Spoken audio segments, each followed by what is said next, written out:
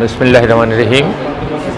আজকে আমরা আমিরাবাদ জনকল্যাণ হাই স্কুলে নবনির্বাচিত আমরা যারা ম্যানেজিং কমিটি আছি সবাই এবং এলাকার মান্যগণ্য সবাইকে নিয়ে আজকে আমরা বসছি।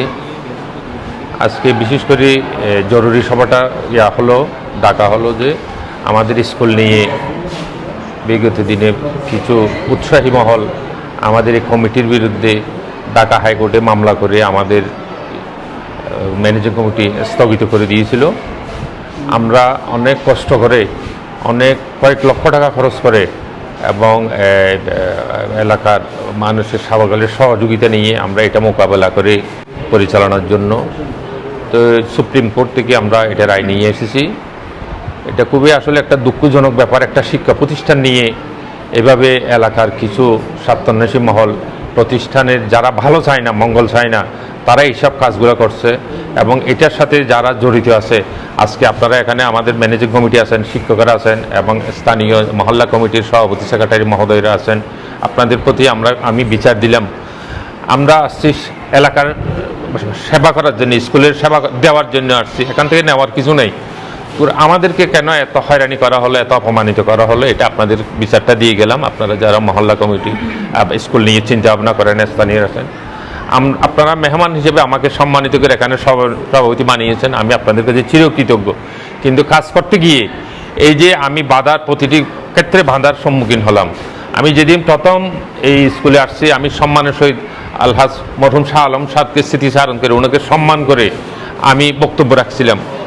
অথচ অত্যন্ত দুঃখের বিষয় আমার এই কথার এই মূল্যায়নটা তারা রাখে নাই। এটা আপনাদের কাছে বিচার দিলাম এবং এদের যারা জেনারেশন আছে এদের কর্মকাণ্ড আপনারা অবগত আছেন। আমিও আবার ভালোভাবে জানলাম এদের চাহওয়া কি, এরা কি কাজটা করলো স্কুল প্রতিষ্ঠানকে নিয়ে। তো সুতরাং এটা দুঃখজনক এবং কলঙ্কময় একটা ঘটনা। আজকে আমরা এতদিন পর্যন্ত কষ্ট পেলাম, এত লক্ষ টাকা খরচ করে ঢাকা সুপ্রিম কোর্ট থেকে আমরা মামলা করে কেন স্কুলের কমিটি চালাইতে হবে, কি এমন স্বার্থ এখানে।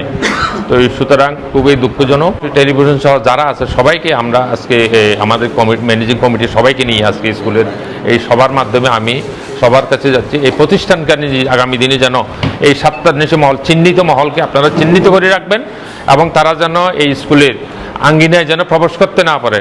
কারণ এরা স্কুলে বিগত দিনে ছিল স্কুল এই ধ্বংস করে গেছে। আমরা আসছিলাম এই ধ্বংস স্তূপকে সুন্দর করে সাজানোর জন্য আসছিলাম। আমাদেরকে বাধার সম্মুখীন করে আমাদের প্রতিটি কাজে বাধা হয়ে দাঁড়িয়েছে তারা।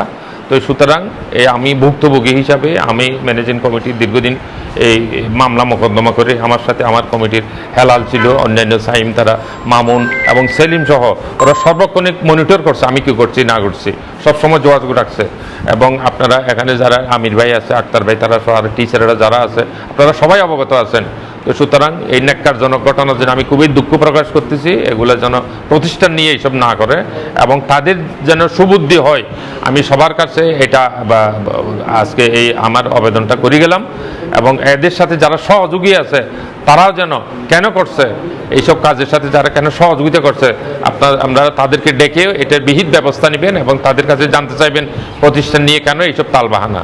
সুতরাং আমি আমার বক্তব্য দীর্ঘায়িত করবো না। সবাইকে ধন্যবাদ জানাচ্ছি এবং আমি চাই আজকের থেকে আমরা আবার নতুন উদ্যমে কাজ শুরু করবো আমার কমিটিকে নিয়ে, শিক্ষকদের নিয়ে। আমি আপনাদের বিগত দিনে যেভাবে আমাকে সহযোগিতা করে আসছেন আমিও আপনাদের থেকে সহযোগিতা কামনা করছি। ধন্যবাদ সবাইকে। আসসালামু আলাইকুম।